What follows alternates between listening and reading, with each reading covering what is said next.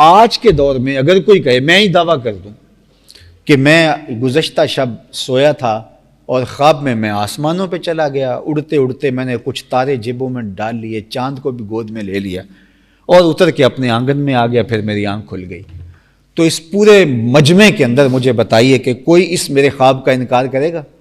آپ میں سے کوئی شخص اس طرح کا کوئی خواب بیان کر دے تو کیا کوئی شخص آپ کے خواب کا انکار کرے گا؟ آپ کے خواب ہے، خواب تو ہو سکتا ہے،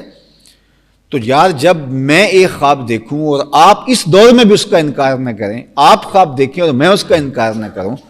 اور یہ کوئی میرے لیے ایسی بات نہیں ہے کہ جس پر جو ہے جس کو بہت اہتمام کے ساتھ بیان کیا جائے کہ میں نے کوئی خواب دیکھا ہے، تو اگر یہ حضور علیہ السلام نے خواب ایک دیکھا تھا تو قریش مکہ کو اس کو انکار کرنے کی کیا پڑی تھی؟ وہ کہتے ہیں کیا بات ہے، ہاں آپ نے ایک دیکھا ہم نے دو دیکھے، بات ختم ہو جاتی۔ اور قرآن کو اتنے اہتمام کے ساتھ جگہ جگہ اس کو بیان کرنے سے، اس کو ذکر کرنے سے کیا ضرورت ہے؟ دیکھیں جو اخبار کے اندر وہ جو ہے بڑی سرخیاں لگتی ہیں، وہ کسی اہم واقعہ کی لگتی ہیں کہ کسی سربراہ نے کسی سربراہ سے ملاقات کی تو وہ مین خبر ہوتی ہے، اور اگر کسی کا ٹیلی فونک رابطہ ہوا ہو کسی سے تو وہ سر ورق پہ نہیں ہوتی، یا ہو بھی تو وہ اس لیول کی نہیں ہوتی کہ وہ مین پہ اسی کی ہو کہ ٹیلی فونک رابطہ ہوا ہے۔ اور اگر کسی نے کوئی میسج کیا ہے، کسی کو خط لکھا ہے، ایک سربراہ نے دوسرے کو خط لکھا ہے، تو وہ کیا وہ خبر اس اہمیت کی حامل ہوتی ہے کہ اس کو جو ہے وہ مین سرخی کے طور پہ لگایا جائے؟ اور اگر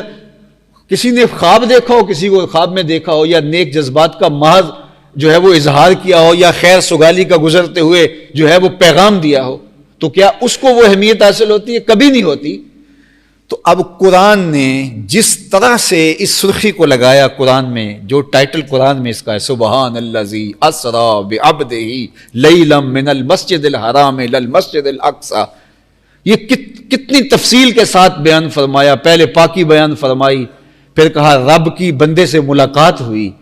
پھر کہا مسجد حرام سے مسجد اقصی تک سیر کروائی، اور پھر لنوریہ من آیاتنا، پورے وزٹ کی کہانی بیان کی، اس طرح وزٹ بھی ہوا تاکہ اللہ کی نشانیوں اور قدرت کی نشانیوں کو ساری جو ہے وہ ایک ایک چیز بیان کی۔ تو اگر یہ خواب کی بات تھی تو اتنی تفصیل سے قرآن میں بیان کرنے کی کیا ضرورت تھی؟ تو کہا یہ خواب کی کہانی نہیں ہے، بلکہ حضور نے سر کی آنکھوں سے اپنے رب کا دیدار کیا ہے۔ جاگتے ہوئے حضور علیہ السلام مسجد حرام سے مسجد اقصی گئے ہیں، اور مسجد اقصی سے جہاں تک خدا نے چاہا حضور جلوہ فراز ہوئے ہیں۔